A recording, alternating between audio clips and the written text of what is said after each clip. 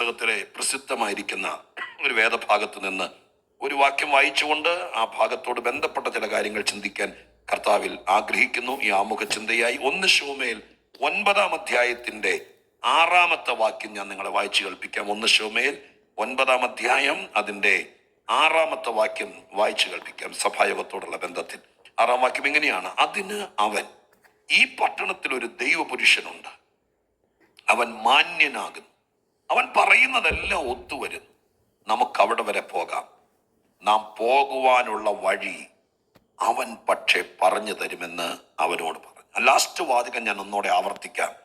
നാം പോകുവാനുള്ള വഴി അവൻ പക്ഷേ പറഞ്ഞു തരുമെന്ന് അവനോട് പറഞ്ഞു. പോകുവാനുള്ള വഴി പറഞ്ഞു തരുന്ന സ്തോത്രം ഒരു പ്രവാചകനെ ഇവിടെ പരിചയപ്പെടുത്തുകയാണ്. സ്തോത്രം. ശൗല് കഴുതകളെ നഷ്ടപ്പെട്ട് അന്വേഷിച്ച് നടക്കുന്നൊരു അധ്യായമാണല്ലോ 9-ാമത്തെ അധ്യായം. ഈ അധ്യായത്തിനകത്ത് സ്തോത്രം ശൗലിനെ രാജാവാക്കാൻ, അല്ലെങ്കിൽ ശൗലിനെ സ്തോത്രം ദൈവികതയിലേക്ക് നയിക്കാൻ വേണ്ടി പ്രോത്സാഹിപ്പിക്കുന്ന ചിലരെ ഈ അധ്യായത്തിൽ കണ്ടു. അത് മാത്രമാണ് ആമുഖത്തിൽ പറയാൻ ആഗ്രഹിക്കുന്നത്. കഴുത നഷ്ടപ്പെട്ട കാര്യവും അതിനുവേണ്ടി കറങ്ങി ചുറ്റി ചെന്നതും അവിടെ അഭിഷേകം ചെയ്തതൊക്കെ നമ്മൾ ഒരുപാട് പ്രാവശ്യം സദസ്സുകളിൽ, ആത്മീക യോഗങ്ങളിൽ കേട്ടിട്ടുള്ളത് കൊണ്ട് ഞാൻ ആ ഭാഗങ്ങളിലേക്കൊന്നും ശ്രദ്ധ കൊടുക്കാൻ ആഗ്രഹിക്കുന്നില്ല. ഇവിടെ ഒരു മനുഷ്യനെ നന്മയിലേക്ക്, രാജ്യത്വത്തിലേക്ക്, ദൈവീകതയിലേക്ക്, ദൈവിക പദ്ധതിയിലേക്ക് അടുക്കാൻ വേണ്ടി പ്രോത്സാഹിപ്പിക്കുന്ന ഒന്നിലധികം ആളുകളെ ഈ അധ്യായത്തിൽ കണ്ടു. അവരെ മാത്രം ഒന്ന് പരിചയപ്പെടുത്തുകയും അവരിൽ ഒരാളെ പോലെ ഈ ദിവസങ്ങളിൽ ദൈവസന്നിധിയിൽ ആത്മീകത തുടരാൻ, അതല്ല ഇന്ന് ഏതെങ്കിലും വിഷയത്തിൽ എങ്ങോട്ട് പോകണമെന്നറിയാതെ, വഴി അറിയാതെ അലയുന്നവരാരെങ്കിലും സഭായോഗത്തിൽ പങ്കെടുക്കുന്നുണ്ടെങ്കിൽ സ്തോത്രം, നിങ്ങൾക്ക് വഴി പറഞ്ഞു തരുന്നവർ ഈ ലോകത്തിലുണ്ട്, ഈ ഭൂമിയിലുണ്ട് എന്ന് ബോധിപ്പിക്കാൻ വേണ്ടി. അനിഷ്ടമായിരിക്കുന്ന ഒരുപാട് സംഭവങ്ങൾ നമ്മുടെ കേരളത്തിൽ നടമാടുന്നു എന്ന് ഒരു മാസമായി കർത്തൃദാസന്മാർ ഒക്കെ ആവർത്തിച്ച് പറയുന്നത് നിങ്ങൾ കേൾക്കുന്നുണ്ടല്ലോ. നമുക്കത് മനസ്സിലാക്കാൻ കഴിയുന്നു. സ്തോത്രം. പലരും അങ്ങനെയുള്ള ധാരണമായിരിക്കുന്ന കാര്യങ്ങളിൽ ചെന്ന് വീഴുന്നത്, ഇനി ഒരു വഴിയില്ല, ഇനി എങ്ങോട്ടാ പോകണ്ടേന്ന് അറിയില്ല, ഇനി എന്താ ചെയ്യണ്ടേന്ന് അറിയില്ല എന്നൊരു സ്ഥിതിയിലേക്ക് എത്തിച്ചേരുമ്പോഴാണ് പലരും സ്തോത്രം നടുക്കുന്ന വാർത്തകളായി മാറുന്നത്. ഇന്ന് പകലിൽ പ്രേക്ഷക കുടുംബങ്ങളോടും പൗരുഷന്റെ ശുശ്രൂഷകളെ ശ്രദ്ധിക്കുന്നവരോടും സ്നേഹത്തോടെ ഈ ആരാധനയിൽ പറയാനുള്ളത്, സ്തോത്രം, നിങ്ങൾ വിചാരിക്കുന്നത് പോലെ വഴിയില്ലാത്തൊരു ലോകത്തിലല്ല നമ്മൾ ജീവിക്കുന്നത്. ഇന്ന് നിങ്ങൾ കിടക്കുന്നത് എത്ര വലിയ കുരുക്കിനകത്താണെങ്കിലും, എത്ര വലിയ കൂട്ടിനകത്താണെങ്കിലും, നിങ്ങൾക്കറിയാം ഈ വേദപുസ്തകത്തിനകത്ത് ആ ഒരു ചിന്ത ഒരു വിടുതലിന്റെ സന്ദേശമായി പറയുകയാണെങ്കിൽ, അടച്ചുപൂട്ടിയ കാരാഗ്രഹത്തിനകത്ത് നിന്ന് പുറത്തു വരാനുള്ള വഴി ഉണ്ടാക്കിയ ഒരു ദൈവമാണ് ഇന്ന് ആരാധനയിൽ നമ്മൾ അപ്പാ പിതാവേ എന്ന് വിളിച്ച് ആരാധിക്കുന്നത്. അങ്ങനെയാണെങ്കിൽ ഇന്ന് പകൽക്കാലം സ്വത്രാക്ഷരീകമായി ഇരുമ്പഴികൾക്കകത്ത് അടച്ചിട്ട് പൂട്ടിയിട്ട് കാവൽക്കാരം നിർത്തിയ അതിനകത്ത് നിന്ന് പുറത്തു കൊണ്ടുവരുവാൻ ആരും കാണാത്ത വഴി ഉണ്ടാക്കിയ ഒരു ദൈവം ഇന്ന് പകലിൽ ഈ ആരാധനയ്ക്കകത്ത് ആരാധിക്കുന്നവന്റെ അടുക്കലുണ്ടെന്ന് വിശ്വസിക്കുന്നവർ എന്നെ കേൾക്കുന്നുണ്ടെങ്കിൽ, അവര് സന്തോഷത്തോടെ അത് അംഗീകരിക്കുന്നെങ്കിൽ കരമുയർത്തി ദൈവത്തിന് നന്ദിയോടെ സ്തോത്രം ചെയ്യണം. ഹല്ലേലൂയ. വഴിയില്ലാത്തൊരു ലോകത്തിലാണ് നമ്മൾ ജീവിക്കുന്നത് എന്ന് നമുക്ക് തോന്നിപ്പോയാൽ പിന്നെ ജീവിതം മുരടിക്കും. കടഭാരമോ കുടുംബ പ്രശ്നമോ സ്തോത്രം, അല്ലെങ്കിൽ നമ്മൾ ഒരുപാട് പരിശ്രമിച്ചിട്ടും എത്തിപ്പിടിക്കാൻ പറ്റാത്ത സ്ഥിതിയിലെ ഏതെങ്കിലും കാര്യത്തിനകത്ത് നമുക്ക് സ്തോത്രം തോന്നിയേക്കാം, ഇനി എനിക്കൊരു വഴിയില്ല, ഇനി എനിക്ക് സ്തോത്രം ഒരു രക്ഷയില്ല എന്ന് തോന്നിയാൽ അതിനോടനുബന്ധപ്പെട്ട് അത് മനസ്സിനകത്ത് വെച്ച് അത് മാത്രം ചിന്തിച്ചു പോയാൽ ഒരുപക്ഷെ അധികം നാൾ ഈ ലോകത്തിൽ അങ്ങനെയുള്ളവർ കാണില്ല. അത് സംഭവിക്കാതിരിക്കാൻ ഈ വാക്യം കഴിഞ്ഞ ദിവസങ്ങളിൽ സ്തോത്രം ദൈവസന്നിധിയിൽ വായിക്കുമ്പോൾ കേരളം കേൾക്കണമെന്നുള്ള ചിന്തയോടെ, പൗരുഷന്റെ സഭായോഗത്തോടുള്ള ബന്ധത്തിൽ ഈ കാര്യം അറിയിക്കണമെന്നുള്ള ചിന്തയോടെ കർത്താവിൽ ആശ്രയിച്ചുകൊണ്ട് പറയാം, നിങ്ങൾക്ക് വഴിയുണ്ടെന്ന് മാത്രമല്ല, ഒരുപക്ഷെ നിങ്ങൾക്ക് വഴി മറഞ്ഞിരിക്കുകയാണെങ്കിലും വഴി പറഞ്ഞു തരുന്നവരെ ദൈവം ഇവിടെ ആക്കിയിട്ടുണ്ട്. സ്തോത്രം പറഞ്ഞുകൊണ്ട് ദൈവസന്നിധിയിൽ ഇരിക്കണം. ഇനി രക്ഷപ്പെടാൻ വഴിയില്ല എന്ന് വിചാരിക്കുന്നവർ ആരെങ്കിലും ഉണ്ടെങ്കിൽ അവർ ആത്മാവിൽ വിശ്വസിക്കണം. ഈ സഭായോഗത്തിൽ ഒരുപക്ഷെ ഞാൻ ആത്മാവിൽ പറയാം, യോഗം തീരുന്നതിനേക്കാൾ മുമ്പ് നിങ്ങൾ അന്വേഷിക്കുന്ന വഴി, നിങ്ങൾ രക്ഷപ്പെടാൻ ആഗ്രഹിക്കുന്ന വഴി, നിങ്ങളുടെ കുടുംബത്തിനകത്ത് സംഭവിക്കുന്ന വിഷയങ്ങളിൽ നിന്ന് പുറത്തു വരാനുള്ള വഴി, നിങ്ങൾ വേദനിക്കുന്ന വിഷയത്തിൽ നിന്ന് പുറത്തു വരാനുള്ള വഴി സ്വർഗസ്ഥനായ ദൈവം സെറ്റ് ചെയ്തിട്ടുണ്ട്. അതിലേക്ക് ഒരു വിരൽ ചൂണ്ടി, കൈ ചൂണ്ടി പോലെ ഇന്നത്തെ സഭായോഗത്തെ കാണാൻ പറ്റിയാൽ കർത്താവ് വഴി പറഞ്ഞു തരാനിടയായി തീരും. ഞാൻ പറയുന്നത് ഒരല്പസമയം ശ്രദ്ധിക്കാൻ മനസ്സ് വെച്ചാൽ നിശ്ചയമായിട്ടും നിങ്ങൾക്ക് ഈ സഭായോഗം ഒരു വഴി പറഞ്ഞു തരാൻ തന്നെ ആയിരിക്കട്ടെ എന്ന് പ്രാർത്ഥിക്കുകയാണ്. സ്തോത്രം, ഹല്ലേലൂയ. ഏതെങ്കിലും ആളുകൾ മനസ്സിനകത്ത് അങ്ങനെ ഒരു ചിന്തയിൽ ഇരിക്കുന്നെങ്കിൽ, സ്തോത്രം, നിങ്ങളുടെ പ്രായം ഏതാണെങ്കിലും നിങ്ങളുടെ ജീവിതത്തിൽ വഴികളുണ്ട്. സ്തോത്രം. ഈ ലോകത്തിന്റെ ഒരു പ്രശ്നം ഞാൻ പറയാം, ലോകത്തിന്റെ ഒരു പ്രശ്നം പറയാം. ഒരുപാട് ആളുകൾ, ഭൂരിപക്ഷം ആളുകളും നന്മയിലേക്കുള്ള വഴി മറയ്ക്കുന്നവരാണ്. അങ്ങനെ ഒരു കെടുതി ഈ ലോകത്തിനകത്തുണ്ട്. സ്തോത്രം, ഹല്ലേലൂയ. വഴി മറയ്ക്കുന്നവരാണ്. വേദപുസ്തകത്തിനകത്ത് ധന്യനായ പൗലോസ്ലീഹയോടുള്ള ബന്ധത്തിൽ ശുശ്രൂഷ നടക്കുമ്പോൾ പൈനിയർ സ്റ്റേജിൽ അപ്പോസ്തല പ്രവൃത്തി 13-ാം അധ്യായത്തിന്റെ വലിയ ഒരു ഭൂവുടമയുടെ അല്ലെങ്കിൽ ഒരു ദേശാധിപതിയുടെ അടുക്കൽ പൗലോസും ബർന്നബാസും കൂടെ ശുശ്രൂഷയുമായി ചെല്ലുമ്പോൾ അവിടെ ഒരുത്തനെ കുറിച്ച് വായിക്കുന്നുണ്ട്, ബർയേശു എന്ന മറ്റവന്റെ പേര്. അവിടെ എഴുതിയിരിക്കുന്ന ഒരു വാക്കുണ്ട്. പൗലോസ് അവനെ ശാസിക്കുമ്പോൾ പറയുന്നുണ്ട്, കർത്താവിന്റെ നേർവഴികളെ മറിക്കുന്നവനെ എന്ന്. ഹല്ലേലൂയ. ഈ ലോകത്തിൽ ഒരുപക്ഷെ വഴി പറഞ്ഞു തരുന്നവരെക്കാൾ കൂടുതൽ ദൈവത്തിങ്കിലേക്ക് വരാതെ, ആത്മീയതയിലേക്ക് വരാതെ, നന്മയിലേക്ക് എത്തിപ്പറ്റാതെ, ഉയർച്ചയിലേക്ക് വരാതെ, തന്നെക്കാൾ കൂടുതൽ ഉയരാതിരിക്കാൻ, രക്ഷയിലേക്ക് വരാതിരിക്കാൻ, നീ എത്തേണ്ടിടത്തേക്ക് എത്താതിരിക്കാൻ, നിന്നെ കാത്തിരിക്കുന്ന നന്മയിലേക്ക് വരാതിരിക്കാൻ വേണ്ടി വഴി മറയ്ക്കുന്നവരായിരിക്കാം ലോകത്തിൽ കൂടുതലും. നിങ്ങൾ കണ്ടതിൽ പലരും അങ്ങനെയായിരിക്കാം.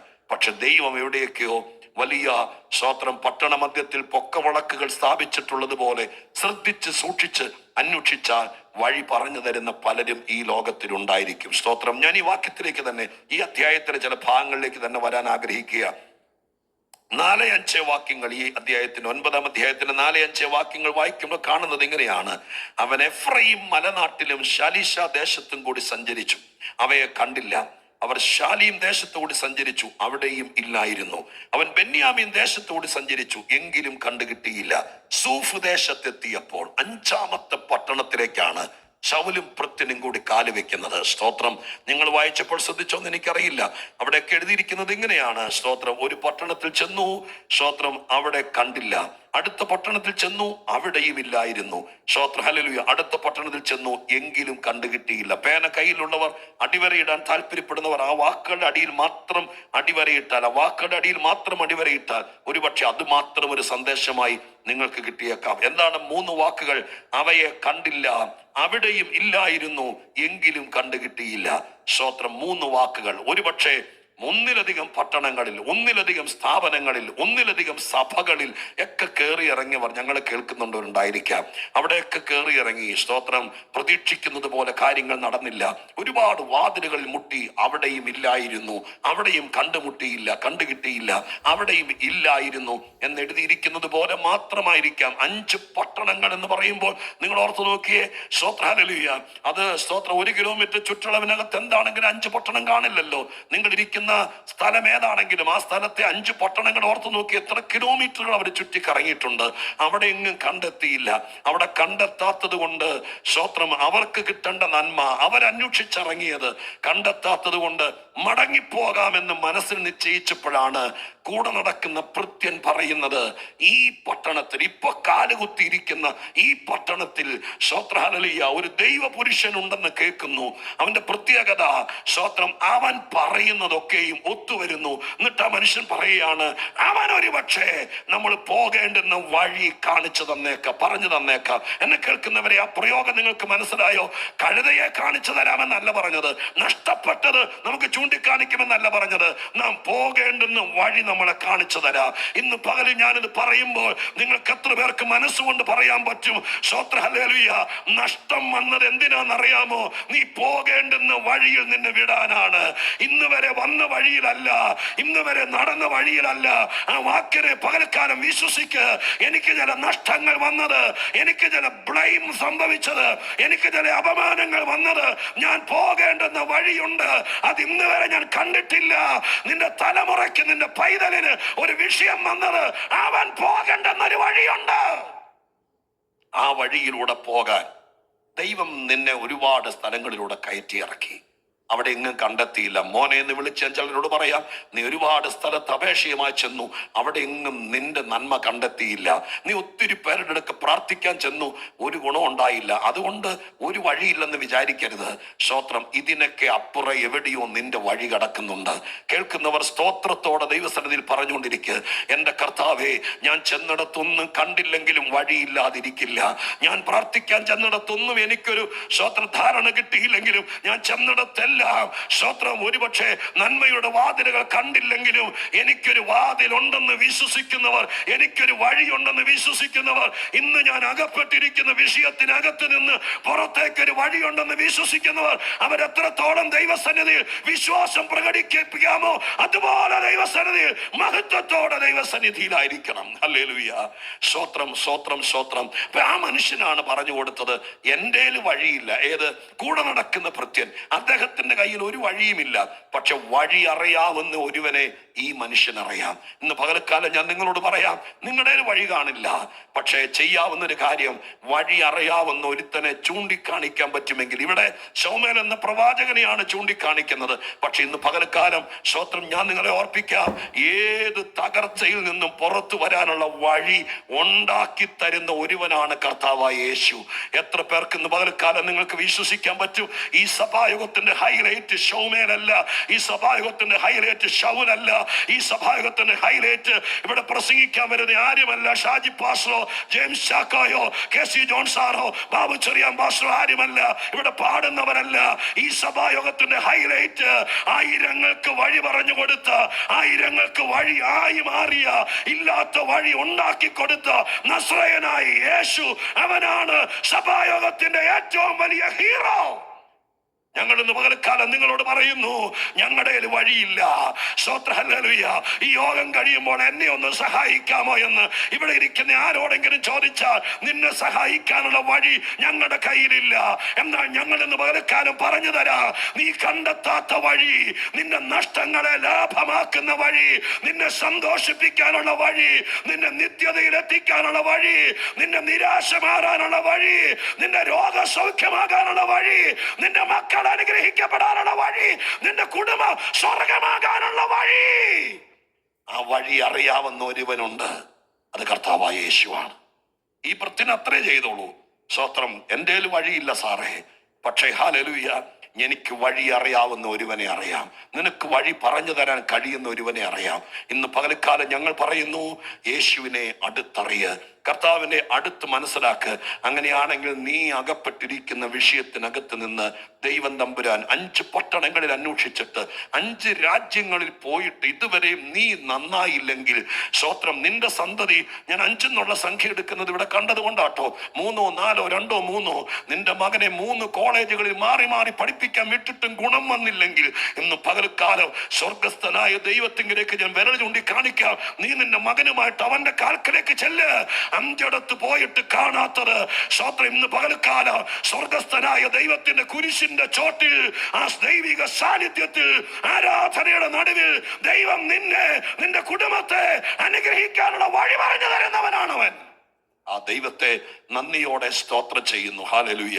വഴി പറഞ്ഞു തരുന്നവൻ. പ്രോത്സാഹിപ്പിക്കുകയാണ് നന്മയിലേക്കുള്ള വഴി. 8-ാമത്തെ വാക്യത്തിലേക്ക് നോക്കുമ്പോൾ എഴുതിയിരിക്കുന്നത് ഇങ്ങനെയാണ്, എൻ്റെ കയ്യിൽ 1/4 ശേക്കൽ വെള്ളിയുണ്ട്, ഇത് ഞാൻ ദൈവപുരുഷന് കൊടുക്കാം. ഒരാശങ്കയാണ് ശൗലിനകത്ത്. സ്തോത്രം. ദൈവത്തിന്റെ ദാസനായിരിക്കുന്ന ശൗമേലിന് കൊടുക്കാനൊന്നുമില്ല. അപ്പൊ ഇവന്റെ 1/4 ശേക്കൽ വെള്ളിയുണ്ട്. സ്തോത്രം. ഹല്ലേലൂയ. ഞാൻ ഈ മനുഷ്യനെ ആദ്യം, ഈ ഭൃത്യൻ, വേദപുസ്തകത്തിൽ പേര് പറയാത്ത ഒത്തിരി ആളുകളുണ്ട്, പേരും പ്രസക്തിയുമുള്ള ഒരുപാട് പേരുണ്ട്. അവരുടെയൊക്കെ ഇടയിൽ പേര് പറയാത്ത ഒരുപാട് ആളുകൾ, അത് തന്നെ ഞാനിങ്ങനെ മനസ്സിൽ സ്തോത്രം കോർത്തിട്ടിട്ടുണ്ട്. അവരാരാന്നറിയില്ല. സ്വർഗത്തിൽ ചെല്ലുമ്പോൾ കർത്താവ് അനുവദിച്ചാൽ കാണാൻ ആഗ്രഹിക്കുന്ന, സ്തോത്രം, ഹല്ലേലൂയ, കാണാൻ പറ്റുമെങ്കിൽ കാണാൻ ആഗ്രഹിക്കുന്ന കുറെ ആൾക്കാരുണ്ട്. നിശ്ചയമായിട്ടും കർത്താവിനെ കാണണം, നിശ്ചയമായിട്ടും പൗലോസിനെ കാണണം, പത്രോസിനെ കാണണം, അബ്രഹാം പിതാവിനെ കാണണം. ഇതൊക്കെ ശരിയാണ്. എന്നാൽ തിരക്കൊക്കെ കഴിയുമ്പോൾ സ്തോത്രം കാണാൻ ആഗ്രഹിക്കുന്ന, ഭൂമിയിൽ വെച്ച് പേര് പറയാത്ത കുറെ പേരുണ്ട്. അതിലൊരു മനുഷ്യനാണ്. പലപ്പോഴും ഞാൻ ഓർത്തിട്ടുണ്ട്, ശൗലിനെ രാജാവാക്കി രാജാവാക്കാൻ വേണ്ടി ഹല്ലേലൂയ ആദ്യത്തെ ചില്ലറ 1/4 ശേക്കൽ അത് മുടക്കിയ ഒരു മനുഷ്യനുണ്ട്. അവൻ ആരാന്നറിയില്ല, അവന്റെ പേരറിയില്ല.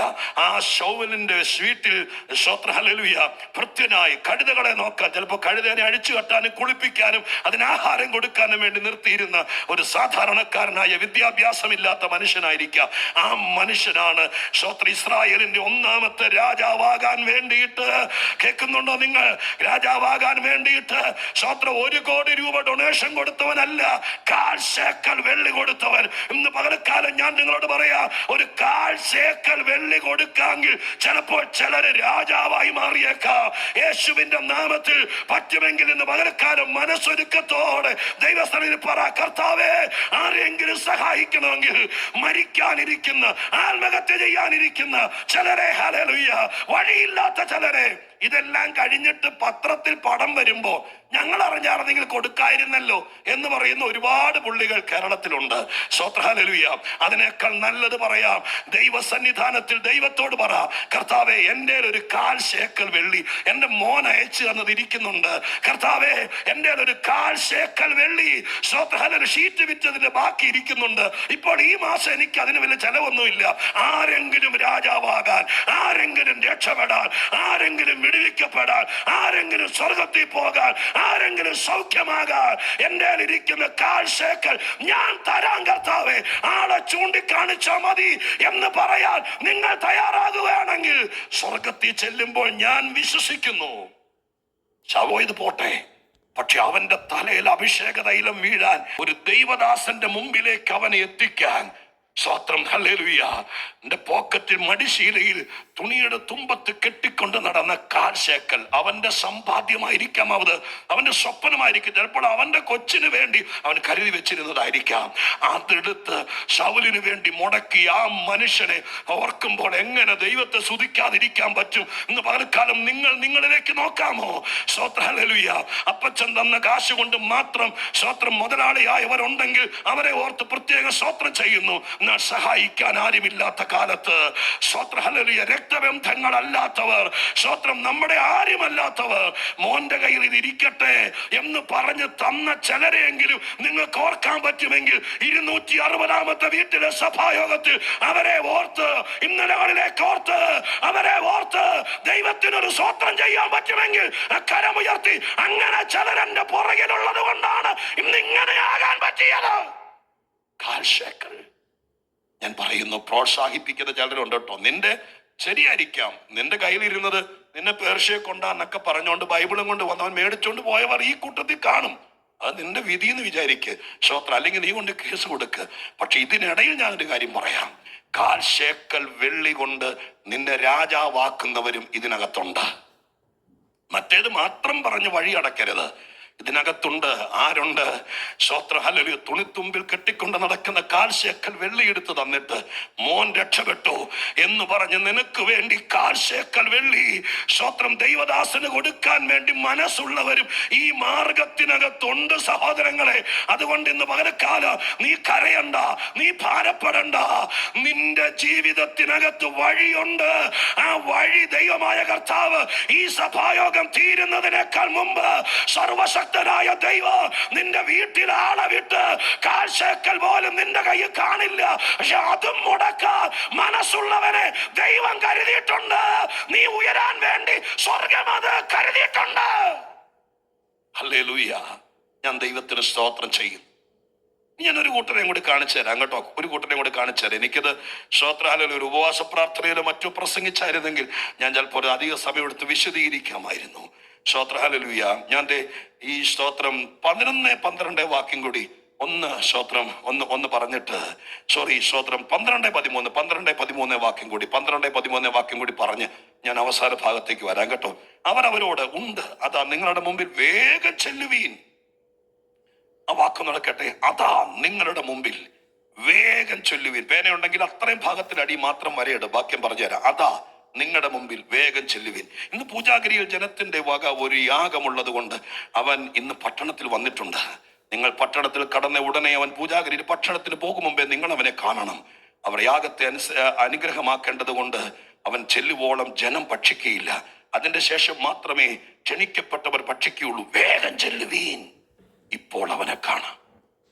ഞാൻ പറയുന്നത് പ്രോത്സാഹിപ്പിക്കുന്ന ചിലരെയാട്ടോ.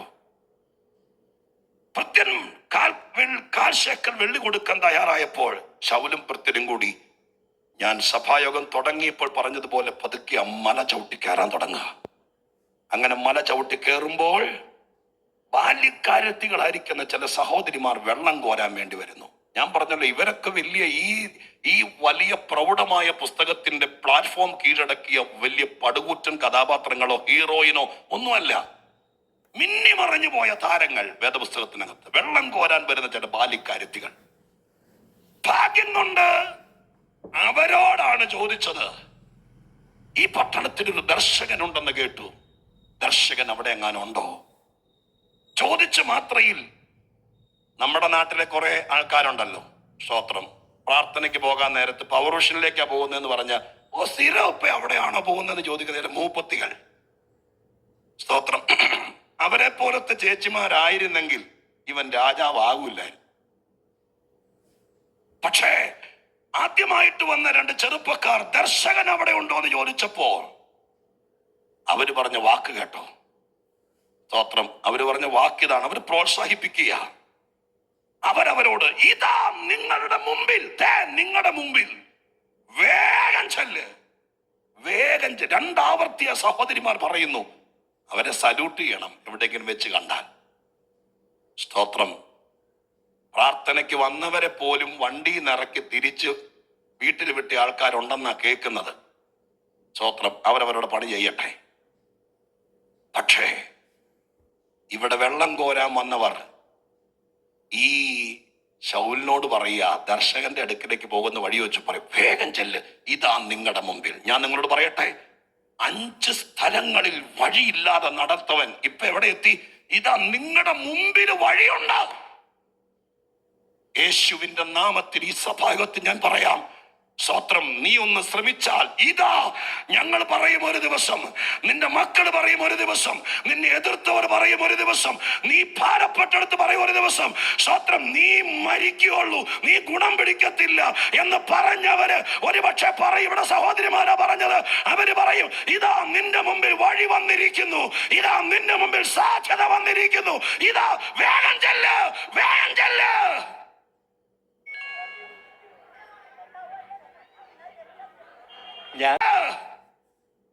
ഞങ്ങൾ നിങ്ങളെ നിർബന്ധിക്കുക. ചുമ്മാ ആടി തൂങ്ങി കൊല്ല എത്രയായിരിക്കുന്നു? 5.5 കൊല്ലമായി.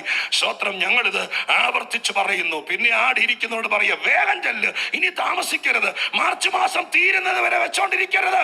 ഞങ്ങൾ നിങ്ങളെ തള്ളുക പുറകിന്ന്. വേഗം ചെല്ല്, ഇത് നിന്റെ സമയമാണ്, ഇത് നിന്റെ സമയമാണ്. നിനക്ക് വഴി പറഞ്ഞു തരുന്നവൻ ഇതാ നിന്റെ മുമ്പിലുണ്ട്, അവൻ നിന്റെ അടുക്കലുണ്ട്. വേഗം ചെല്ലുവീൻ, വേഗം ചെല്ലുവീൻ. അതിലും ആശ്ചര്യം എനിക്ക് തോന്നിയത് അവര് പറഞ്ഞ വാക്കിനകത്ത് ശ്രദ്ധിച്ച കേട്ടോ. ഹല്ലേലൂയ. സ്തോത്രം. എവിടെ എഴുതിയിരിക്കുന്നത്? ഇന്ന് ഒരു യാഗമുള്ളത് കൊണ്ട് അവൻ ഇന്ന് പട്ടണത്തിൽ വന്നിട്ടുണ്ട്. അതിനർത്ഥം എന്താ? എന്നും പട്ടണത്തിൽ പുള്ളി വരാറില്ല, പക്ഷെ ഇന്ന് വന്നിട്ടുണ്ട്. നിന്റെ ഭാഗ്യമെന്ന് എണ്ണിയാ മതി. എന്നും വരാറില്ല, പക്ഷെ ഇന്ന് അവനുണ്ട്. ഇന്ന് പകൽക്കാലം എല്ലാം കൂടി ഒത്തുവന്ന ദിവസമാണ്. കാൽശേക്കൽ വെള്ളി, സ്തോത്രം, ആരോ നിനക്ക് വേണ്ടി മുടക്കാൻ തയ്യാറായി. ഇവിടെ ഒരു ദർശകൻ ഉണ്ടെന്ന് ഒരുത്തൻ നിന്നോട് പറഞ്ഞു, നിനക്ക് വഴിയുണ്ടെന്ന് പറഞ്ഞു തന്നു. ഇപ്പൊ ഇതാ ഇന്നവൻ വന്നിട്ടുണ്ട്. എല്ലാ ദിവസവും വരാത്തവൻ ഇന്ന് വന്നിട്ടുണ്ട്. ആരൊക്കെയോ വഴിപോക്കർ നിന്നോട് പറയുന്നു, നീ ഇങ്ങനെ കിടന്ന് മറിഞ്ഞു നിൽക്കരുത്, നീ ഉഴപ്പനാകരുത്, ഉദാസീനനാകരുത്. പരിശുദ്ധാത്മാവ് നിങ്ങൾ ചിലരോട് പറയുന്നു, വേഗം എഴുന്നേക്ക്, വേഗം ചെല്ല്, വേഗം ചെല്ല്, ഇത് നിന്റെ സമയമാണ്. ഇന്ന് നിന്റെ മേൽ അഭിഷേകം വീഴുന്ന ദിവസമാണ്. നഷ്ടപ്പെട്ടത് വഴി പറഞ്ഞു തന്ന് അനുഗ്രഹിക്കുന്ന ദിവസമാണ്. ബാക്കി കാര്യങ്ങൾ അനുഗ്രഹീത ദൈവദാസന്മാർ ആത്മപ്രേരണയിൽ പറയും. സ്തോത്രം. ഞാനൊരു വഴിമരുന്നിട്ടിട്ട് അവസാനിപ്പിക്കുകയാണ്. ഈ സഭായോഗത്തിൽ ചിലര് രക്ഷപ്പെടും. ഈ സഭായോഗത്തിൽ ചിലരുടെ കൺമുമ്പിൽ വഴി തുറന്നു വരും. ഈ സഭായോഗത്തിൽ നിങ്ങൾക്ക് വേണ്ടി മുടക്കാൻ കാൽശേക്കൽ വെള്ളിയുമായി ആരെയോ ദൈവം എഴുന്നേൽപ്പിക്കും. ഈ സഭായോഗത്തിൽ നീ 5 പോയിട്ട് രക്ഷപ്പെടാത്ത, അനേകരെ കൊണ്ട് പ്രാർത്ഥിപ്പിച്ച് രക്ഷപ്പെടാത്ത വിഷയം, പലരോട് പറഞ്ഞിട്ട് രക്ഷപ്പെടാത്ത വിഷയം, ഇന്ന് ഈ യോഗത്തിൽ വെച്ച് ദൈവം ഒരു തീർപ്പ് കൽപ്പിക്കും. സ്വർഗം അത് ചെയ്യും.